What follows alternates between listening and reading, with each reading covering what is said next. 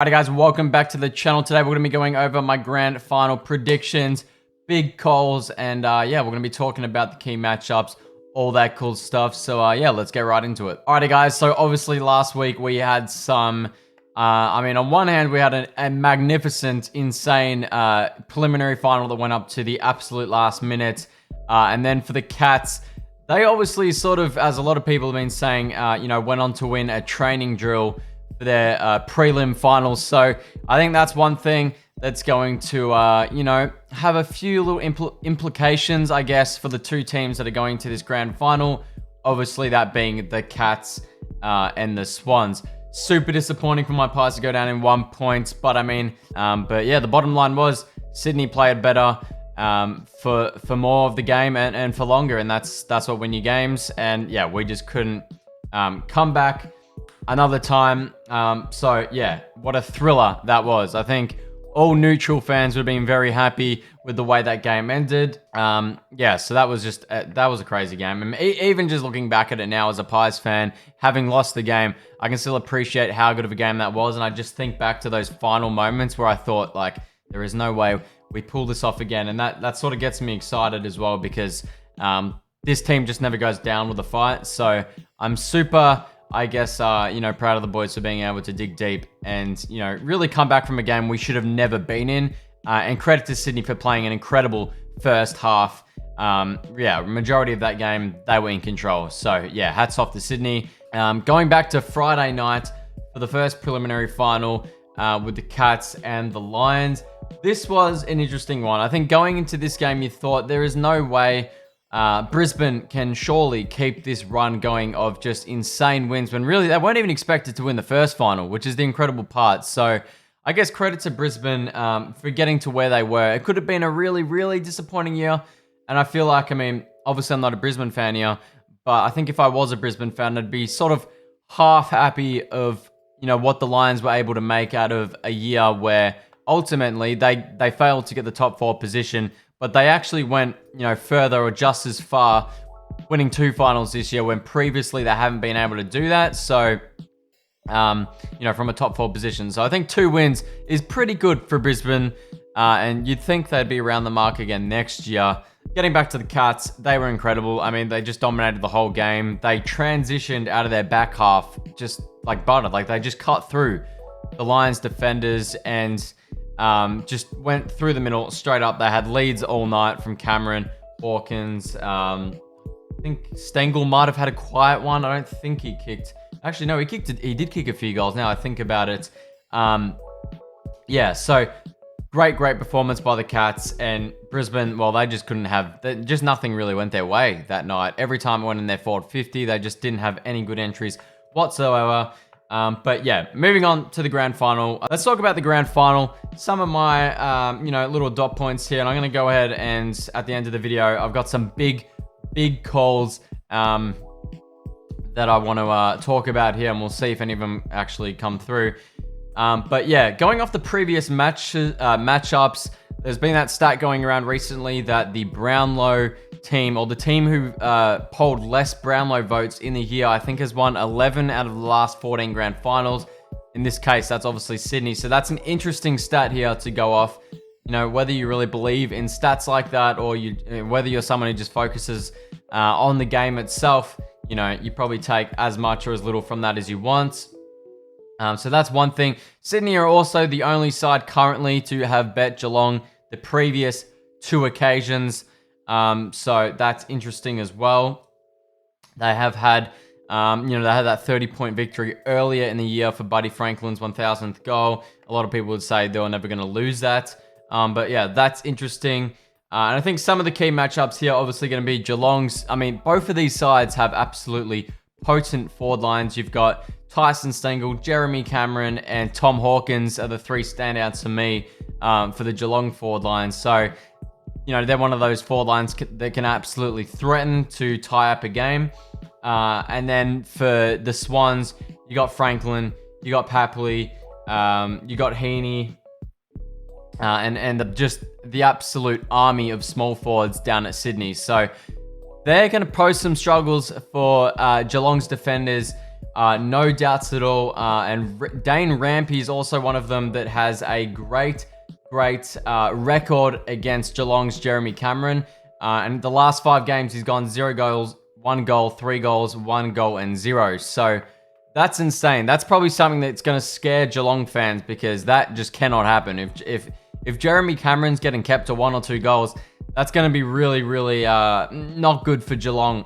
And you'd think he would be the man to stand up if Geelong were to, win this game by a few goals. You feel like Jeremy Cameron's got to be kicking probably 4 goals at least, unless Hawkins was to bop up and have a big game. But, he's sort of at that point of his career where you don't think he's going to be the one to carry a team to a grand final victory. I mean, I could be wrong here.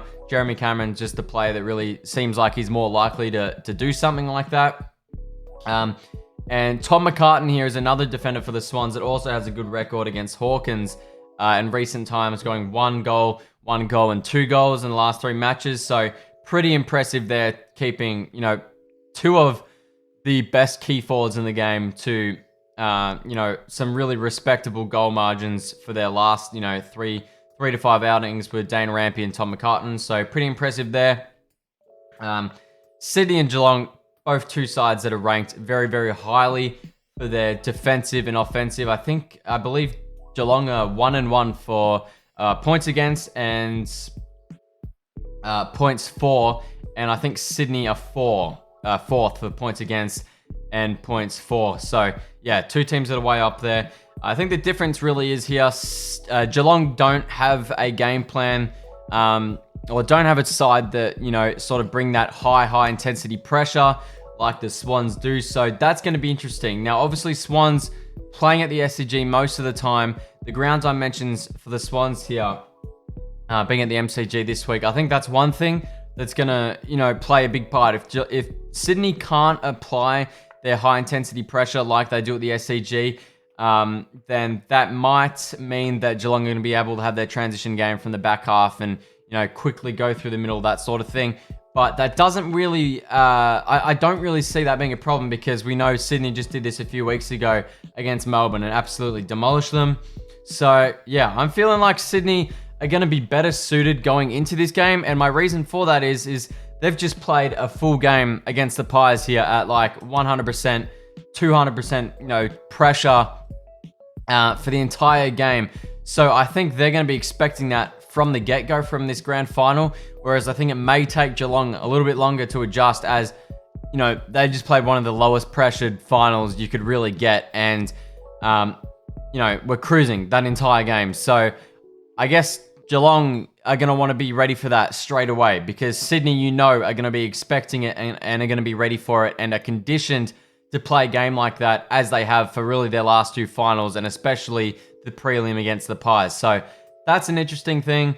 In terms of Sydney's forward line, I think it's going to come down to Papley and Buddy Franklin. They've got to have they've got to have big games. They've got to kick goals. I know Papley's going to be there, as much as I hate him as a Pies fan, because he's always there, just always there. You give him half a second, really, for any of the Swans small forwards. So the defenders from Geelong are going to have a big day out. And if Stewart's not taking intercept marks, I believe it's Stewart, if he's not taking intercept marks and the ball goes to the grounds and the Sydney four-line can crumb those, it's going to be really hard for Geelong to stop. So, yeah, onto the big calls here. I think that's some of the key matchups. What it comes down for me, like if I'm just looking at this game, what it comes down to is really the pressure. I think it's a matter of what team can bring the pressure for longer, harder, and whose game plan can stack up against the high pressure environment and situations. Personally, for me, I have more faith in Sydney being able to do that and withstand that pressure. We'll see, though. I mean, Geelong, what a team they've been this year. So I'm absolutely, giving both teams a chance. I mean, this is a 50-50 game for me. Let me say that straight away. This is a 50-50 game. But yeah, let's get on to the big calls. I think this is going to be a super low-scoring affair. I think this is going to be an 83-88 scoreline game, and I'm going the Swans by 5 points in an absolute thriller. I'm going to say 4 goals from Papley. I'm going to say Dangerfield wins the Norm Smith here in a losing grand final, okay? Hasn't happened for a very long time. That's going to be one of my big calls there. Dangerfield to go out. He's going to play an absolute insane game for the Cats. I'm going to say he gets 30 plus disposals, kicks 3 goals.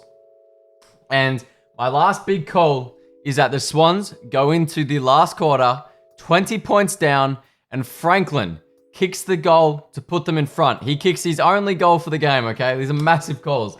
And they're probably not going to, come through. But that's the point of the big calls, okay? So, Swans down by 20 points in the last quarter.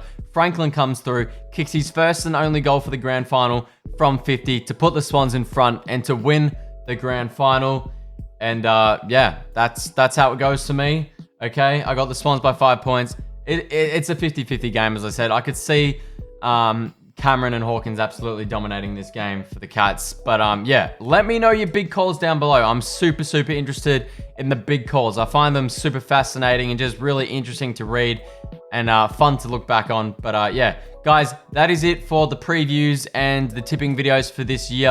I'm going to have a few videos in the off season, hopefully one every few weeks. I've got a really, really awesome video coming out soon. And if you guys aren't subscribed, make sure you do so. Drop a like, all that. I'd really, really appreciate it. And I'll see you guys in my next one. Peace out.